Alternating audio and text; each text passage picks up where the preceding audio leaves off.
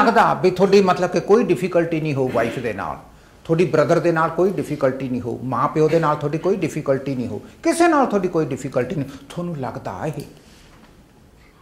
तुसीं सोची बैठे हो, ऑल ऑफ ए सडन हुण इवेंट आ गई, प्रॉब्लम खड़ी हो गई, हुण थोनू समझ नहीं आ रहा भी किवें करना। सो फ्रस्ट्रेशन जिंदगी का एक हिस्सा। और विद्वाना ने कहा भी जिहड़ी जिंदगी आ वो होर कुछ नहीं गी एक्सैप्ट डेली प्रॉब्लम्स का हल लभना, ये जिंदगी आ। थोनू एवरी डे मुश्किल आउणगियां, एवरी डे तुसीं उन्हां दा हल लभोगे, कुछ मुश्किलों का थोनू हल लभ जूगा, कुछ मुश्किलों का थोनू हल नहीं लभना, हौली हौली लभ जूगा, कल नूं लभ जूगा। हो सकता कुछ मुश्किल ऐसियां होण जिन्हां दा थोनू हल उम्र भर ही ना लभे, ये हो सकता, पर that's what life is all about. सो आ जिहड़ी चीज़ आ जे आपां इहनूं समझ लीए फिर आ समझना थोनू थोड़ा जिहा सौखा हो जाए। जे इहनूं ना समझिया फिर आपां एंगर मैनेजमेंट करी जावांगे भी जे थोनू गुस्सा आंदा फिर तुसीं साह लै लो, 10 गिण लो, पानी का गिलास पी लो, बाहर चले जाओ, गेड़ा कढ़ियाओ, एक्सरसाइज कर लो, दैन वो फिर एंगर मैनेजमेंट दीयां टैकनीक्स आ, वो एक मैनेजमेंट आ। मैं कहना उत्थे पहुंचो ही ना, वो तो फिर बाद दीयां गल्लां ना।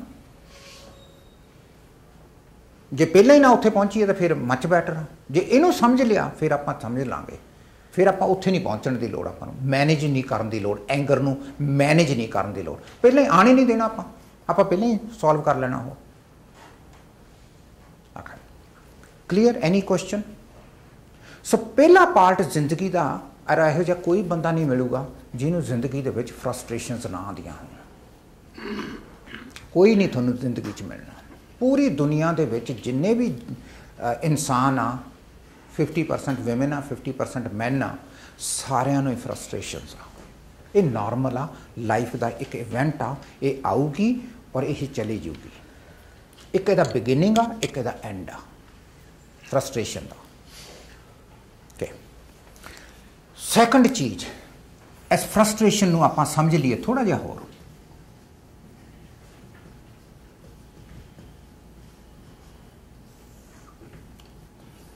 आपां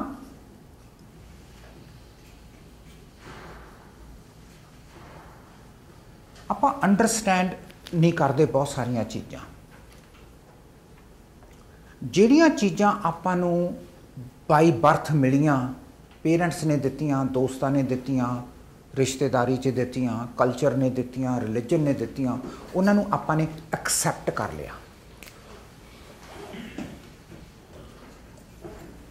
किसी चीज़ नूं एक्सैप्ट करना ते किसी चीज़ नूं जानना समझना दो वखरे विषय आ।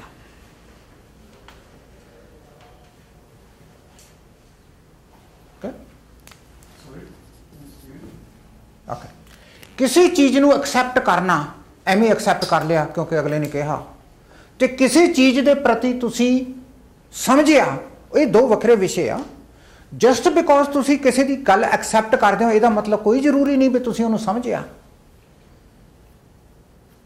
कोई जरूरी नहीं गा।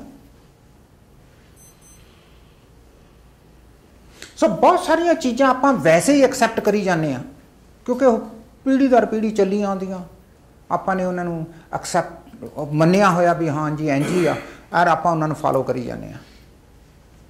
पर जदों तुसीं उहनूं गौर नाल तुसीं उहनूं समझोगे फिर वक्री विषय, फिर तुहाडा पहली बारी जिंदगी दे विच तुसीं किसी चीज़ नूं आप मेहनत करके अंडरस्टैंड कीता, फिर जिहड़ा तुहाडी फ्रस्ट्रेशन आ वो घट जाती आ।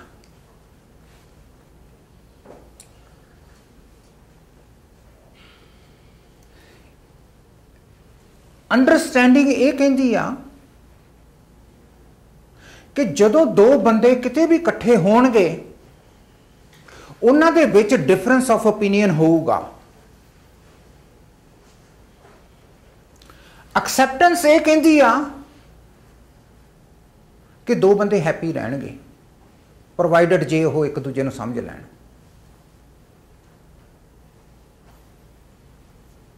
इसे करके विआह करते हैं, आपने मन्निया ही होया भी सारा कुछ ठीक ठाक ही होगा।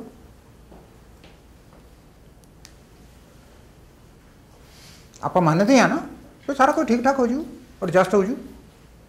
ਵਾਈਫ ਕਹੀ ਜਾਂਦੀ ਹੈ ਹਸਬੈਂਡ ਐਡਜਸਟ ਕਰ ਲੂਗਾ, ਹਸਬੈਂਡ ਕਹੀ ਜਾਂਦੀ ਹੈ ਵਾਈਫ ਐਡਜਸਟ ਕਰ ਲੂਗਾ। ਐਕਸੈਪਟੈਂਸ ਆ, ਇੱਕ ਦੂਜੇ ਨੂੰ ਦੇਖ ਲੈਂਦੇ ਆ, ਫਿਰ ਇੰਗੇਜਮੈਂਟ ਹੋ ਜਾਂਦੀ ਆ, ਫਿਰ ਵਿਆਹ ਹੋ ਜਾਂਦਾ, ਫਿਰ ਆਪਾਂ ਰਹਿਣ ਲੱਗ ਜਾਂਦੇ ਆ। ਆਪਾਂ ਨੇ ਮੰਨਿਆ ਹੋਇਆ ਵੀ ਸਾਰਾ ਕੁਝ ਠੀਕ ਠਾਕ ਚੱਲੂਗਾ। ਅੰਡਰਸਟੈਂਡ ਤਾਂ ਕੁਝ ਵੀ ਨਹੀਂ ਕੀਤਾ, ਐਕਸੈਪਟ ਹੀ ਕੀਤਾ ਨਾ, ਕਿਉਂਕਿ ਪਰੰਪਰਾ ਚੱਲੀ ਆਉਂਦੀ, ਆਪਾਂ ਨੇ ਐਕਸੈਪਟ ਕਰ ਲਿਆ। ਡੈਡੀ ਮਮ ਕਹਿੰਦੇ ਵੀ ਹੁਣ ਤੂੰ ਵਿਆਹ ਕਰਾ ਲਾ, ਤੁਸੀਂ ਕਹਿੰਦੇ ਹੋ ਨਹੀਂ ਹਜੇ ਨਹੀਂ ਕਰਾਉਣਾ, ਕਹਿੰਦੇ ਚੁੱਪ ਕਰ ਵਿਆਹ ਕਰਾ, ਹੋਰ ਕਦੋਂ ਕਰਾਏਗਾ, ਬੁੜਾ ਹੋ ਕੇ, ਟਾਈਮ ਹੋ ਗਿਆ ਤੇਰਾ।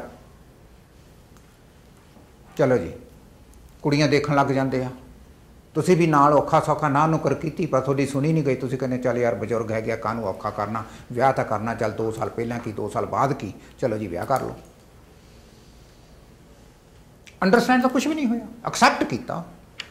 ਸੋ ਬਹੁਤ ਸਾਰੀਆਂ ਚੀਜ਼ਾਂ ਜ਼ਿੰਦਗੀ ਦੇ ਵਿੱਚ ਆਪਾਂ ਨੇ ਐਕਸੈਪਟ ਕੀਤੀਆਂ, ਕਿਉਂਕਿ ਪਿਛਲੇ ਆਪਣੀ ਜਿਹੜੀ ਇੰਡੀਅਨ ਸਿਵਲਾਈਜੇਸ਼ਨ ਆ, ਪਿਛਲੇ 10-15 ਹਜ਼ਾਰ ਸਾਲ ਤੋਂ ਚੱਲੀ ਆ ਰਹੀ ਆ, ਇਸੇ ਤਰ੍ਹਾਂ ਹੀ ਹੋ ਰਿਹਾ। ਆਪਾਂ ਨੂੰ ਵੀ ਕਹਿੰਦੇ ਆ ਯਾਰ ਵੀ ਹਾਂ ਇੰਝ ਹੁੰਦਾ, ਸਾਰੇ ਤਾਂ ਨਹੀਂ ਵਿਆਹ ਟੁੱਟ ਜਾਂਦੇ, ਬਹੁਤੇ ਤਾਂ ਸਹੀ ਹੋ ਜਾਂਦੇ ਆ, ਇਸ ਕਰਕੇ ਚਲੋ ਕਰ ਲੈਂਦੇ ਆ। ਐਂਡ ਕਿਉਂਕਿ ਅਸੀਂ ਹੁਣ we are no longer willing to put in any effort, ਆਪਾਂ ਐਫਰਟ ਤਾਂ ਕਰ ਹੀ ਨਹੀਂ ਨਾ ਰਹੇ ਅੰਡਰਸਟੈਂਡ ਕਰਨ ਵਾਸਤੇ। ਇੱਕ ਤਾਂ ਇਹ ਆ। ਦੂਸਰਾ, ਆਪਾਂ ਨੋ ਨਹੀਂ ਕਰਦੇ ਕਿਸੇ ਚੀਜ਼ ਨੂੰ।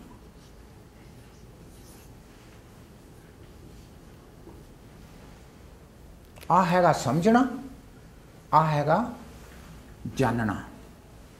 ਅਸੀਂ ਜਾਣਦੇ ਵੀ ਨਹੀਂ ਕੁਛ, ਇਹਦੇ ਵਾਸਤੇ ਵੀ ਤੁਹਾਨੂੰ ਕੁਛ ਐਕਸਪੀਰੀਅੰਸ ਚਾਹੀਦਾ, ਕੁਛ ਪੜ੍ਹਨਾ ਚਾਹੀਦਾ। ਸੋ ਨਾ ਤਾਂ ਅਸੀਂ ਕਿਸੇ ਚੀਜ਼ ਨੂੰ ਅੰਡਰਸਟੈਂਡ ਕਰਦੇ ਹਾਂ, ਉਹਦੇ ਵਾਸਤੇ ਵੀ ਸਾਨੂੰ ਪੜ੍ਹਨਾ ਪਊਗਾ, ਐਕਸਪੀਰੀਅੰਸ ਚਾਹੀਦੀ ਆ, ਖੋਜਣਾ ਪਊਗਾ, ਵਿਚਾਰ ਵਟਾਂਦਰਾ ਕਰਨਾ ਪਊਗਾ। ਉਹ ਵੀ ਨਹੀਂ ਅਸੀਂ ਕਰਦੇ, ਕਿਉਂਕਿ ਅਸੀਂ ਤਾਂ ਐਕਸੈਪਟ ਕਰਦੇ ਹਾਂ ਵੀ ਆਹ ਚੀਜ਼ਾਂ ਹੈਗੀਆਂ, ਕਰ ਲਓ। ਕਿਉਂਕਿ ਅਸੀਂ ਐਕਸੈਪਟ ਕਰਦੇ ਹਾਂ, ਹੁਣ ਸਾਨੂੰ ਕੋਸ਼ਿਸ਼ ਕਰਨ ਦੀ ਲੋੜ ਨਹੀਂ। ਵੀ ਡੋਂਟ ਨੀਡ ਟੂ, ਸਾਨੂੰ ਲੋੜ ਨਹੀਂ ਗੀ ਕੋਸ਼ਿਸ਼ ਕਰਨ ਦੀ। ਇਸ ਕਰਕੇ ਬਹੁਤ ਇੰਪੋਰਟੈਂਟ ਆ ਕਿ ਆਪਾਂ ਜੇ ਫਰਸਟ੍ਰੇਸ਼ਨਸ ਖਤਮ ਕਰਨੀਆਂ, ਆ 2 ਚੀਜ਼ਾਂ ਕਰਨੀਆਂ ਬੜੀਆਂ ਜ਼ਰੂਰੀ ਆ। ਇੱਕ ਤਾਂ ਪਹਿਲਾਂ ਅੰਡਰਸਟੈਂਡ ਕਰੋ, ਸਮਝੋ। ਦੂਸਰਾ ਹੈਗਾ ਜਾਣੋ, knowledge, acquisition of knowledge and wisdom. ਇਹ ਬਹੁਤ ਇੰਪੋਰਟੈਂਟ ਆ। ਥਰਡ ਪਾਰਟ ਐਸੇ ਇਕੁਏਸ਼ਨ ਦਾ, ਫਿਲੋਸੋਫੀਕਲ ਜ਼ਿੰਦਗੀ ਦਾ, ਉਹ ਪਾਰਟ ਬੜਾ ਸਿੰਪਲ ਆ। ਉਹ ਪਾਰਟ ਹੈਗਾ ਡੂਇੰਗ। ਸੰਸਕ੍ਰਿਤ 'ਚ ਉਹਨੂੰ ਕ੍ਰਿਤ ਕਹਿੰਦੇ ਆ, ਦੀ ਐਕਸ਼ਨ, ਐਕਟ ਕਰਨਾ।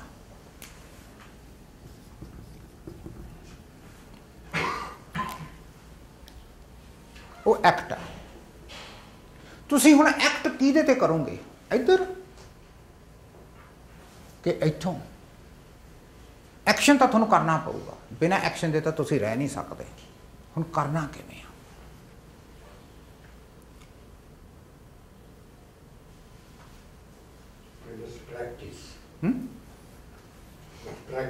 Yeah. From what? From understanding and knowing, or from acceptance that this is the way things have been, let's might as well practice. S ਕਰਕੇ ਤੁਹਾਡੀਆਂ ਫਰਸਟ੍ਰੇਸ਼ਨਸ ਵੱਧ ਜਾਂਦੀਆਂ, ਕਿਉਂਕਿ ਟਾਈਮ ਦੇ ਅਨੁਸਾਰ ਜਿਹੜੀ 1000 ਸਾਲ ਪਹਿਲਾਂ ਐਕਸੈਪਟਡ ਪ੍ਰੈਕਟਿਸ ਸੀਗੀ, ਅੱਜ ਉਹਦੀ ਕੋਈ ਰੈਲੇਵੈਂਸ ਨਹੀਂ ਰਹਿ ਗਈ। ਮੋਸਟ ਆਫ ਦਾ ਟਾਈਮ ਉਹਦੀ ਕੋਈ ਰੈਲੇਵੈਂਸ ਨਹੀਂ ਗਈ। ਉਹ ਤੁਹਾਨੂੰ ਪ੍ਰੈਕਟਿਸ ਕਰਨਾ ਪਊਗਾ।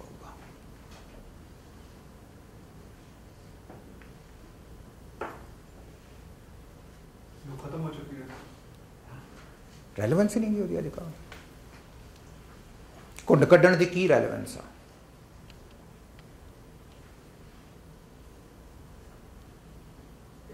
ਦਰਵਾਜ਼ੇ 'ਚ ਤੇਲ ਪਾਉਣ ਦੀ ਕੀ ਰੈਲੇਵੈਂਸ ਆ? $100 ਸਗਨ ਦੇਣ ਦੀ ਕੀ ਰੈਲੇਵੈਂਸ ਆ? ਰੈਲੇਵੈਂਸ ਕੀ ਆ ਉਹਦੀ? ਕੋਈ ਕੀ ਰੈਲੇਵੈਂਸ ਆ? ਹਾਂ, ਕੀ ਰੈਲੇਵੈਂਸ ਆ ਉਹਦੀ? ਕੋਈ ਰੈਲੇਵੈਂਸ ਨਹੀਂ।